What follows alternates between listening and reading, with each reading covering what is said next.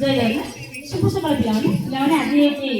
ओडिया पक्ष पालन नवम दिवस जार थीम अच्छी आस बंटी किनिबा से संपर्कित विभिन्न कार्यक्रम आम सभागृह हो सारी बर्तमान आमर से संपर्कित रैली अच्छी रैली जीवा ग्राम परिक्रमा करवा कहीं लोक मान सचेतन करवा प्रकृत में बहिर आवश्यकता कौन अच्छी आम जहाँ जाने अन्य मानक जब जन पार गुरुत्वता बढ़ आम